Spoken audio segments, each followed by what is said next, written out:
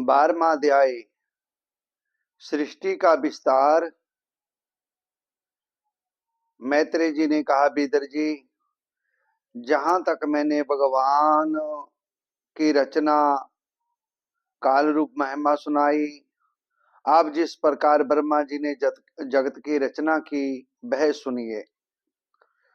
सबसे पहले उन्होंने आज्ञानी 5 वृत्तियां ताम, मोह, महामोह, तमिस्तर, अंध तमिस्तर, रज्जी, किंतु इस अत्यंत पापमय सृष्टि को देखकर उन्हें प्रसन्नता नहीं हुई।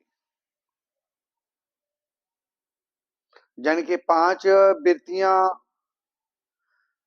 काम, क्रोध, लोभ, मोहंकार, ये 5 वृत्तियां जब उन्होंने अपने मन को भगवान के ध्यान से पवित्र कर उसे दूसरी बार सृष्टि की रचना की।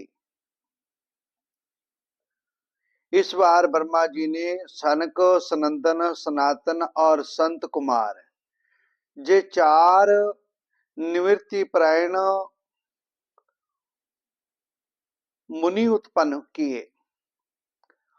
अपने इन पुत्रों से ब्रह्मा जी ने कहा, पुत्रों, तुम लोग सृष्टि उत्पन्न करो। किंतु वे जन्म से ही मोक्ष मार्ग का अनुसरण करने वाले और भगवान के ध्यान में तत्पर थे, इसलिए उन्होंने ऐसा करना नहीं चाहा। जब ब्रह्मा जी ने देखा कि मेरी आज्ञा ना मानकर जे मेरे पुत्र मेरा तिरस्कार कर रहे हैं, तब उन्हें अशम क्रोध हुआ।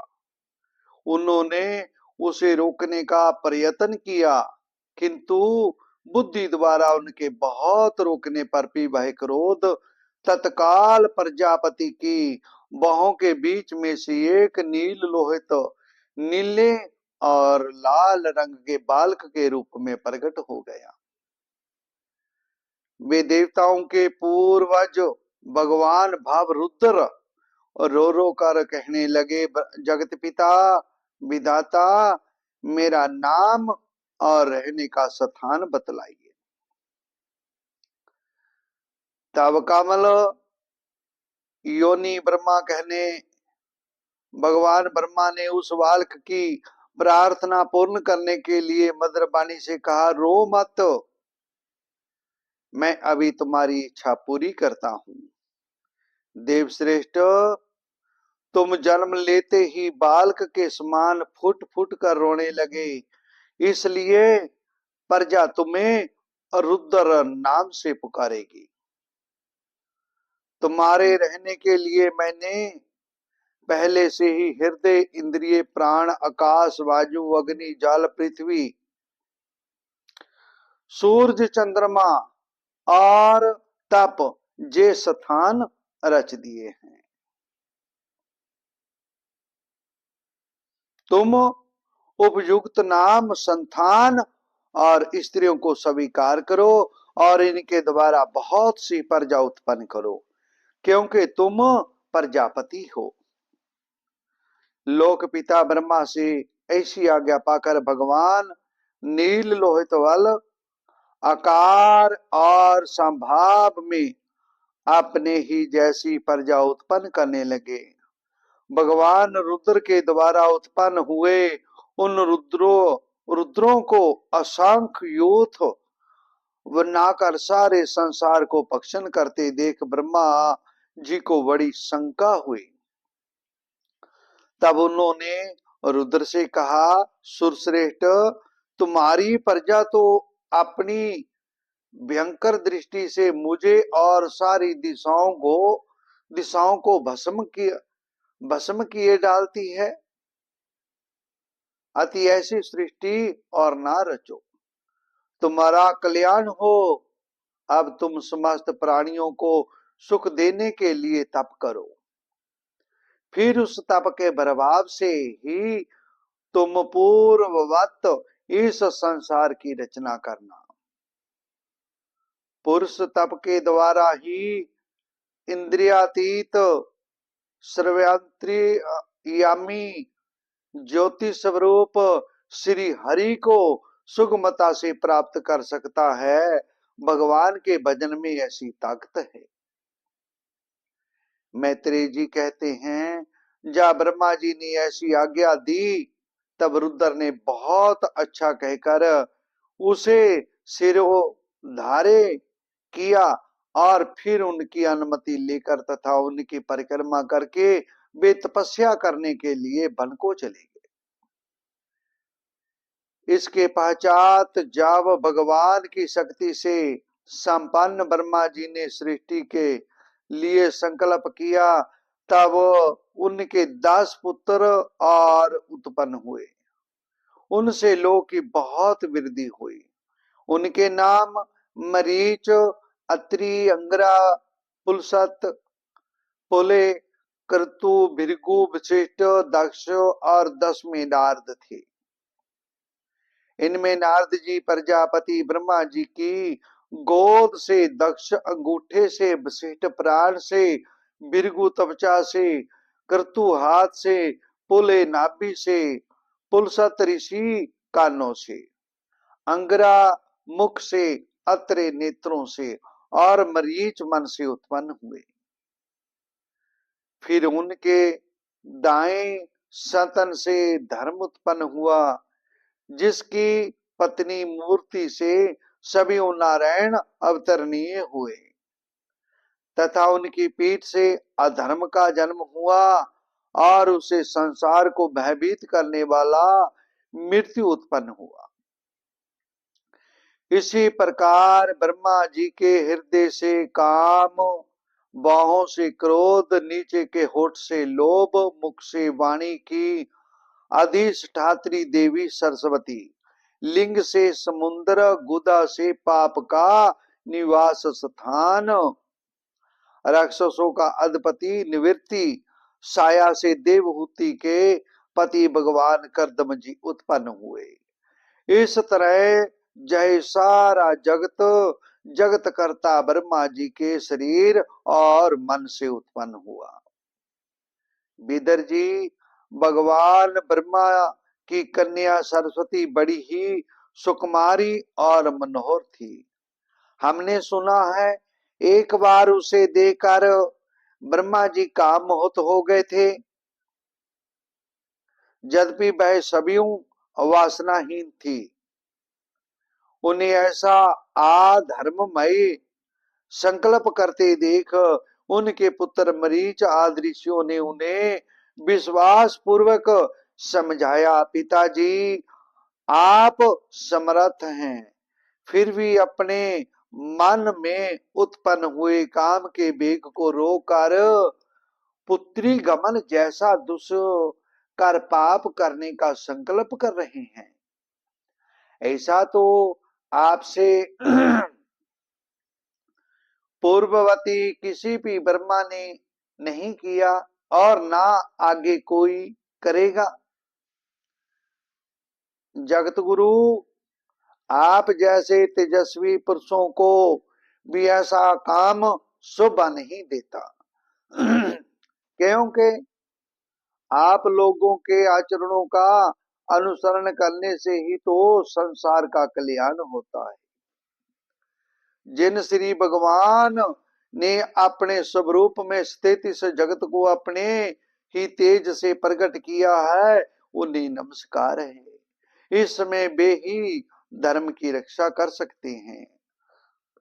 अपने पुत्र मरीच आदि प्रजापतियों को अपने सामने इस प्रकार कहते देख प्रजापतियों के पति ब्रह्मा जी बड़े लज्जित हुए और उन्होंने उस शरीर को उसी समय छोड़ दिया।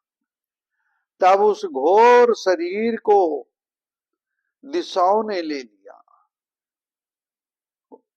वहीं कोहरा हुआ, जिसे अंधकार भी कहते हैं। एक बार ब्रह्मा जी जय सोच रहे थे कि मैं पहले की तरह रूप से सब लोगों की रचना किस प्रकार करूं। जिस समय उनके चार मुख से चार वेद प्रकट हुए, उनके सिवा उपवेद, न्यायशास्त्र, होता, उद्गाता, अध्वर्यु और ब्रह्म, इन चार तविजों के कर्म, युगों का विस्तार, धर्म के चार चरण और चारों आश्रम तथा उनकी वृत्तियां, ये सब भी ब्रह्मा जी के मुखों से ही उत्पन्न हुए। वेदर जी ने पूछा, तपोधन, विश्व रचिताओं के स्वामी श्री ब्रह्मा जी ने जब अपने मुखों से इन वेदाद को रचा, तो उन्होंने अपने किस मुख से कौन वस्तु उत्पन्न की, यह आप कृपा करके बतलाइए। मैत्रेय जी ने कहा, विदर जी, ब्रह्मा ने अपने पूर्व, दक्षिण, पश्चिम और उत्तर के मुख से क्रमशः ऋषक, यायु, मास, अथर्ववेदों को रचा था तथा इसी कर्म से शास्त्र, होता का कर्म, इजिया, अध्रुज का कर्म, स्तुति स्तोतम, उद्गाता का कर्म और प्रायश्चित ब्रह्म का कर्म, इन चारों की रचना की। इसी प्रकार अजुर्वेद, धनुर्वेद, गंधर्ववेद और स्थापत्य वेद, इन चार उपवेदों को भी कर्मश उन पूर्वादि मुखों से उत्पन्न किया। फिर सर्वदर्शी भगवान ब्रह्मा ने अपने चारों मुखों से इतिहास, पुराण रूप पांचवा वेद बनाया। इसी कर्म से सेठ जी षोडशी और उकथ, चयन और अग्निष्टोम, अवतोयरम और अतिरातर, वाजपेयी और शोभव, ये दो दो याग भी उनके पूर्वादि मुखों से उत्पन्न हुए। इसी प्रकार ये चार वेद सन्यासियों के हैं। इसी प्रकार विक्षी, त्रि, वार्ता और दंडनीत, ये चार विदाएं तथा चार अव्यव्यात्याएं वे ब्रह्मा जी के मुखों से उत्पन्न हुई तथा उनके हृदय काश से ओंकार प्रकट हुआ। उनके मुख से ओंकार प्रकट हुआ, हरि शरणम कहते हुए प्रकट हुआ। उनके रोम से उच्छनिक, तवाचा से गायत्री, मां से त्रिपुष्ट, नरात्रु से अनुष्टुप। बिदर जी, ब्रह्मा जी ने पहला कामासक्त शरीर, जिसे कोहरा बना था, छोड़ने के बाद दूसरा शरीर धारण करके विश्व विस्तार का विचार किया। वे देख चुके थे कि मरीच आदि महान शक्तिशाली ऋषियों से भी सृष्टि का विस्तार अधिक नहीं हुआ। अब वे मन ही मान पुण्य चिंता करने लगे। बड़ा आश्चर्य है, मेरे निरंतर उत्पन्न करने पर भी प्रजा की वृद्धि नहीं हो रही। मालूम होता है इसमें दैव ही कुछ विघ्न डाल रहा है। जिस समय यथोचित क्रिया करने वाले ब्रह्मा जी इस प्रकार दैव के विषय में विचार कर रहे थे, उसी समय अकस्मात उनके शरीर के दो भाग हो गए। क ब्रह्मा का नाम है, उन्हीं से विभक्त होने के कारण शरीर को काय कहते हैं। उन दोनों विभागों से एक स्त्री पुरुष का जोड़ा प्रकट हुआ। उनमें जो पुरुष था वह सार्वभौम सम्राट सुबमनु हुए, और जो स्त्री थी वह उनकी महारानी शत्रुपा हुई। सबसे मिथन धर्म स्त्री पुरुष संभोग से प्रजा की वृद्धि होने लगी। महाराज स्वमनु ने शत्रुपा से 5 संतानें उत्पन्न की। साधु श्रोमणी विदर जी उनमें प्रियव्रत और उतानपाद 2 पुत्र थे, तथा अकुति, देवहूति और प्रसूति 3 कन्याएं थी। मनु जी ने अकुति का विवाह रुचि प्रजापति से किया। मछली कन्या देवहूति कर्दम जी को दी और प्रसूति दक्ष प्रजापति को। इन तीनों कन्याओं की संपत्ति से सारा संसार भर गया। सुखदेव जी ने कहा, राजन, मुनिवर मैत्रेय जी के मुख से जय परम पुण्यमयी कथा सुनकर श्री विदिर जी ने फिर पूछा, क्योंकि भगवान की लीला कथा में इनका अत्यंत अनुराग हो गया था, क्योंकि भगवान के भक्त थे। विदर जी ने कहा, मुनि, शंभु ब्रह्मा जी के प्रिय पुत्र महाराज स्वमनु अपनी प्रिय पत्नी शत्रुपा को पाकर फिर क्या किया? आप साधु श्रोमणी हैं, आप मुझे आदि राज महर्षि स्वमनु का पवित्र चरित्र सुनाइए। वे विष्णु भगवान के शरणापात्र थे, इसलिए उनका चरित्र सुनने में मेरी बहुत श्रद्धा है। जिनके हृदय में श्री सुकंद के चरणार बिंद विराजमान हैं, उन भक्त जनों के गुणों को श्रवण करना ही मनुष्य के लिए बहुत दिनों तक किए हुए शास्त्र व्यास के श्रम का मुख्य फल है। ऐसा विद्वानों का श्रेष्ठ मत है। सुखदेव जी कहते हैं, राजन, विदर जी सहस्र शीर्घ भगवान श्री हरि के चरणार श्री भक्त थे। उन्होंने जब विनय पूर्वक भगवान की कथा के लिए प्रेरणा की, तब मुनिवर मैत्रेय का रोम रोम खिल उठा। उन्होंने कहा, जब अपनी भार्या शत्रुपा के साथ सुबमनु का जन्म हुआ, तब उन्होंने बड़ी निम्रता से हाथ जोड़कर ब्रह्मा जी से कहा, हे भगवान, एकमात्र आप ही समस्त जीवों के जन्मदाता और जीव का वरदान करने वाले पिता हैं। तथापि हम आपकी संतान ऐसा कौन सा कर्म करें जिससे आपकी सेवा बन सके? पूजे पाठ हम आपको नमस्कार करते हैं। आप हमसे हो सकने योग किसी ऐसे कार्य के लिए हमें आज्ञा दीजिए, जिससे इस लोक में हमारी सर्वत्र कीर्ति हो और परलोक में सदगति प्राप्त हो। तात पृथ्वी पते, तुम दोनों का कल्याण हो। मैं तुमसे बहुत प्रसन्न हूं, क्योंकि तुमने निष्कपट भाव से मुझे आज्ञा दीजिए, जो कहकर आत्मसमर्पण किया है। वीर, पुत्रों को अपने पिता की इसी रूप में पूजा करनी चाहिए।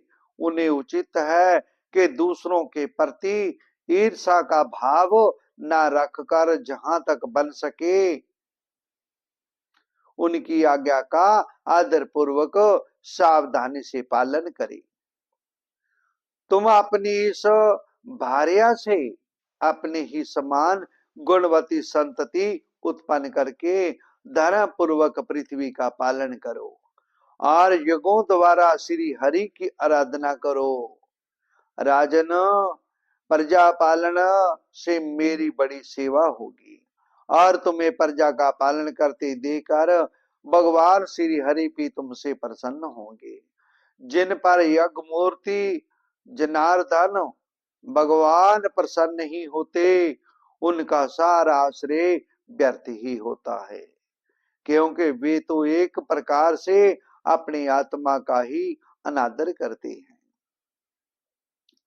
सूत जी ने कहा, पाप का नाश करने वाले पिताजी, मैं आपकी आज्ञा का पालन अवश्य करूंगा, किंतु आप इस जगत में मेरे और मेरी भावी प्रजा के रचने के लिए संतान बतलाइए। देव, सब जीवों का निवास स्थान पृथ्वी इस समय प्रलय के जल में डूबी हुई है। आप इस देवी के उद्धार का प्रयत्न कीजिए। मैत्रेय जी ने कहा, पृथ्वी को इस प्रकार अथाह जल में डूबी देखकर ब्रह्मा जी बहुत देर तक मन में जय सोच रहे थे कि इसे कैसे निकालूं। जिस समय मैं लोक रचना में लगा हुआ था, उस समय पृथ्वी जल में डूब जाने से अरसातल को चली गई थी। हम लोग तो सृष्टि कार्य में नियुक्त थे। अत इसके लिए हमें क्या करना चाहिए? अब तो जिनके संकल्प मात्र से मेरा जन्म हुआ है, वे सर्वशक्तिमान श्री हरि ही मेरा यह काम पूरा करेंगे। निष्पाप विदर जी, ब्रह्मा जी इस प्रकार विचार कर ही रहे थे कि उन्हें उनके नासासिद्रा से अक्षमात अंगूठे के बराबर आकार का एक बड़ा शिशु निकला। भारत, बड़े आश्चर्य की बात तो यह हुई कि आकाश में खड़ा हुआ यह बड़ा शिशु ब्रह्मा जी के देखते ही देखते बड़ा होकर क्षण भर में हाथी के बराबर हो गया। उस विशाल विराट मूर्ति को देखकर मरीच आदि मुनि जन, सनकादि और सब मुनों के सहित श्री ब्रह्मा जी तरह तरह के विचार करने लगे। ये क्या है? इतना छोटा नाक से निकला हुआ ब्रहा इतनी जल्दी बड़ा कैसे हो गया? अहो, शुक्र के रूप में यह कौन दिव्य प्राणी प्रकट हुआ है? कैसा आश्चर्य है! यह अभी अभी मेरी नाक से निकला था। पहले तो जय अंगूठे के बराबर दिखाई देता था, किंतु एक क्षण में ही बड़ी भारी विशाल के समान हो गया। अवश्य ही यज्ञ मूर्ति भगवान हम लोगों के मन को मोहित कर रहे हैं। ब्रह्मा जी और उनके पुत्र इस प्रकार सोच ही रहे थे कि भगवान यज्ञ पुरुष पर्वताकार होकर गर्जने लगे। सर्वशक्तिमान श्री हरि ने अपनी गर्जना से दिशाओं को प्रतिध्वनित करके ब्रह्मा और श्रेष्ठ ब्राह्मणों को हर्ष से भर दिया। अपना खेद दूर करने वाली मायामयी बरा भगवान की गुरगुराहट को सुनकर वे जानलोक, तापलोक और सत्यलोक निवासी मुनिगण तीनों वेदों के परम पवित्र मंत्रों से उनकी स्तुति करने लगे।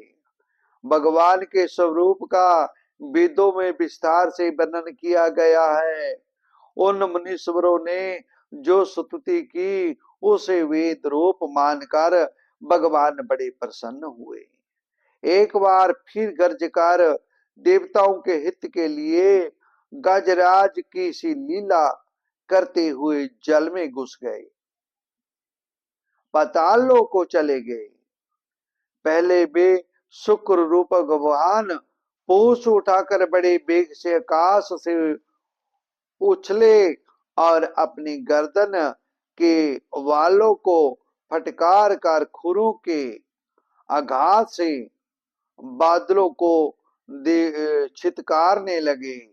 उनका शरीर बड़ा कठोर था, त्वचा पर बड़े बड़े बाल थे, दाढ़ी सफेद थी और नेत्रों से तेज निकल रहा था। उस समय उनकी बड़ी शोभा हो रही थी। भगवान सभी जग पुरुष हैं, तथापि शुक्र रूप धारण करने के कारण अपनी नासिका से सूंघ सूंघ कर पृथ्वी का पता लगा रहे थे। उनकी दाढ़ें बड़ी कठोर थी। इस प्रकार वे बड़े करूर जान पड़ते थे। तथापि अपनी स्तुति करने वाले मरीच आदि मुनियों की और बड़ी सौम्य दृष्टि से निहारते हुए उन्होंने जल में प्रवेश किया। जिस समय उनका वज्रमयी पर्वत के समान कठोर कलेवर जल में गिरा, तब उसके वेग से मानो समुद्र का पेट फट गया और उसमें बादलों की गड़गड़ाहट के समान बड़ा भीषण शब्द हुआ। उस समय ऐसा जान पड़ता था मानो अपनी उताल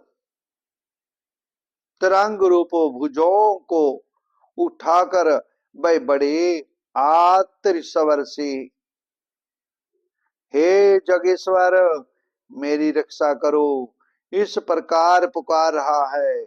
जब भगवान जगमूर्ति अपने बाण के समान पहने खुरों से जल को चीरते हुए उस अपार जल राशि के ऊपर पार पहुंचे,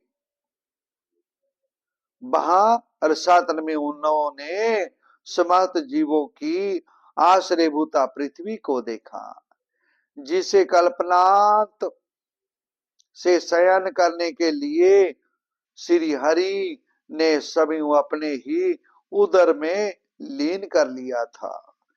फिर वे जल में डूबी हुई पृथ्वी को अपनी दाढ़ों पर लेकर अरसातल से ऊपर आए। उस समय उनकी बड़ी शोभा हो रही थी। जल से बाहर आते समय उनके मार्ग में विघ्न डालने के लिए महापरिक्रमी हिरण्यकश्यप ने जल के भीतर ही उन पर गदा से आक्रमण किया। इससे उनका क्रोध चक्र के समान तीक्ष्ण हो गया और उन्होंने उसे लीला से ही इस प्रकार मार डाला जैसे सिंह हाथी को मार डालता है। उस समय उसके रक्त से थूथनी तथा कनपट्टी सन जाने के कारण वे ऐसे जान पड़ते थे मानो कोई गजरार लाल मिट्टी के टीले से टक्कर मार कर आया हो।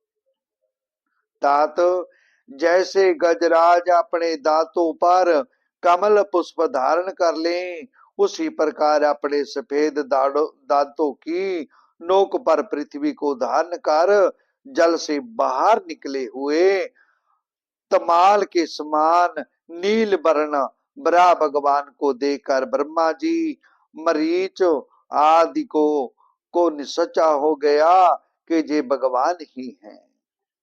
तब हाथ जोड़कर वेद वाक्यों से उनकी स्तुति करने लगे। भगवान अजित आपकी जय हो जगतपते आपकी जय हो।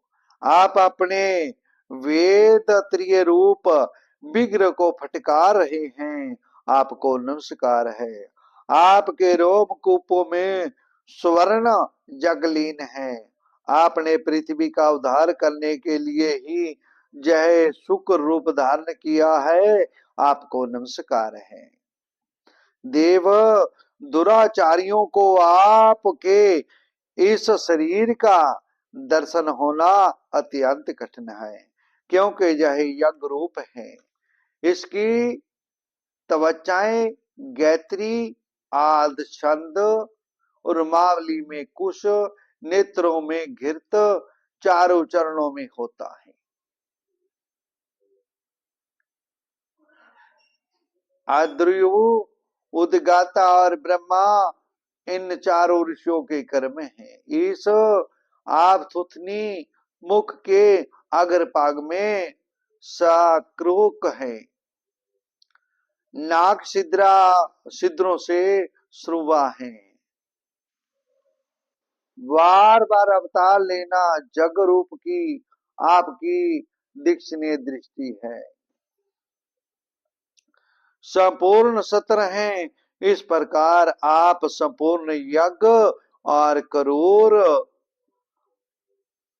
सोम रह सोम सहित व याग रूप हैं।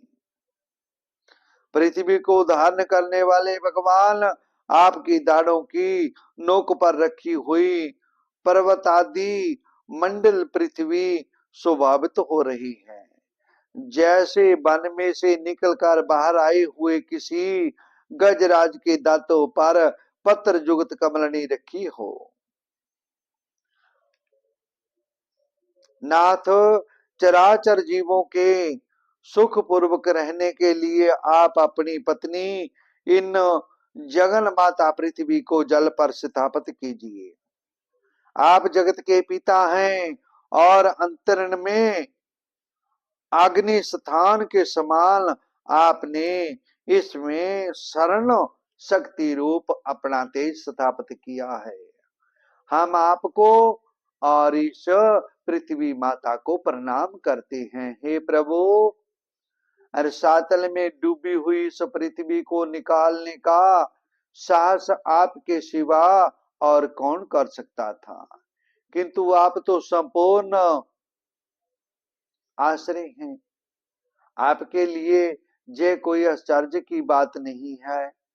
आपने ही तो अपनी माया से इस आत्मा सर्वामयी विश्व की रचना की है।